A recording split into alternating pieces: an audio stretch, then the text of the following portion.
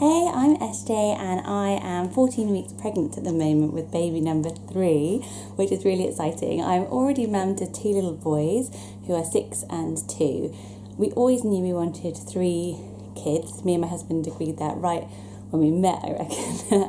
I'm the youngest of 2 and he's the oldest of 3. We've loved having our boys so much. And when it came time to try for baby number 3, we did think we might try and skew our chances a little bit towards having a baby girl. So we're definitely not going into it just for a girl, but I thought maybe I'd regret it if I didn't give it a little go to do things a little bit differently, put some thought into it and see if I could conceive a girl. So actually another lovely vlogger, Lauren Hampshire, told me about the method called the Shettles Method. I didn't even know that there was a whole blinking thing, a whole book, a whole scientific study about how to conceive the sex that you want, whether that's a girl or a boy. There is a whole book which I then bought. It's called the Shettles Method. It's been in print for like 40 years and it's called How to Choose the Sex of Your Baby. And in the book it tells you how to try for both a boy and a girl. It's quite a long book, it's very scientific, so I sort of condensed it for you. I don't know if it's worked for me yet, but this is kind of what we did and what we tried. Apparently it is kind of 75% successful, even up to 90% is more successful for a boy than it is for a girl. And I can kind of chat you through how we did it and how long it took and the tips and techniques that you need if you're going to try for a girl.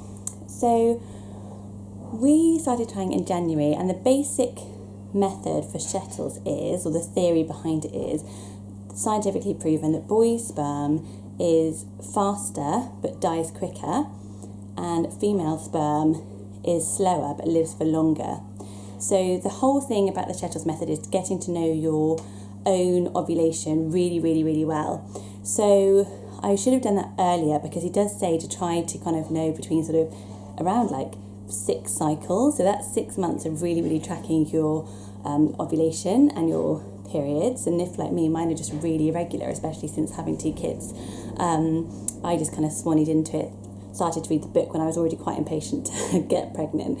So if you are thinking about trying to conceive a girl, it can take longer because the method means you need to be more abstinent. So what that means is, because the sperm is slower but lives longer, what he says is, when you ovulate, you should start having sex from the minute your period finishes for a girl. Do it kind of every single day to kind of lower the sperm count essentially, and then stop about 4 days before you ovulate. The theory being that then within those 4 days, all the boy sperm that was really quick, was looking around, no egg, dies. When the egg comes, the girl sperm is there and you conceive a baby girl. So that's just basically a very unscientific summary of what the Shettles Method book is telling you. In this book though, they do talk a lot about how to tell when you're ovulating. So I bought, like probably a lot of people do, the very expensive ovulation tests, and was doing this kind of religiously. And in January, basically I just didn't notice when I had this surge, because what you're looking for is something called an LH surge, which is a hormone surge that happens. And what he's explaining in his book is that these aren't great, and a much better way of doing it is by checking a special temperature every morning and checking your cervical mucus. Very romantic when you're trying to conceive. So that's basically a more accurate way of really pinpointing when you're ovulating, because what he's saying with these tests is, you could do it in the morning, it says you're not, but then the surge happens at say 2 in the afternoon, you do it the next morning and you've missed it, and then you have an accident and you conceive the one you didn't want to, or it's just not as accurate for you.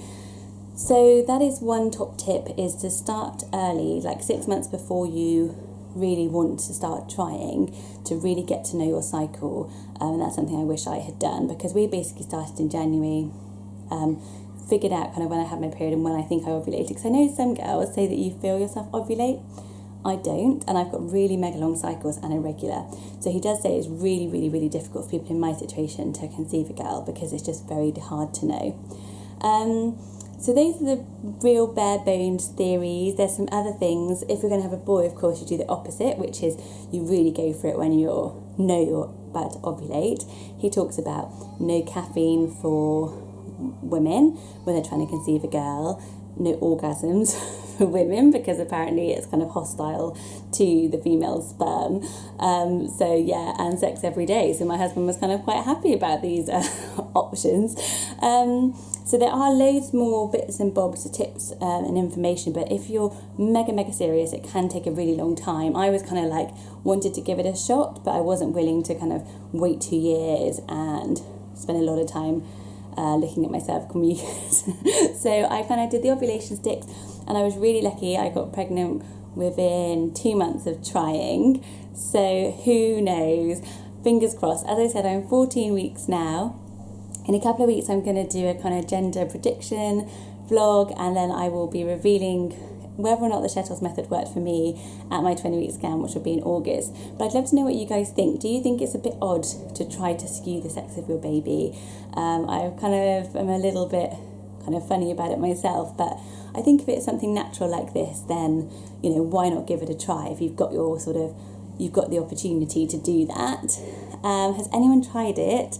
I'd love to know if it's worked for anybody, if it's been successful for a girl or a boy, and do share any top tips and stuff I've missed out below. You can comment right below on YouTube, and if you found this video helpful, do give it a thumbs up and subscribe and follow me on my pregnancy journey. Thanks for watching.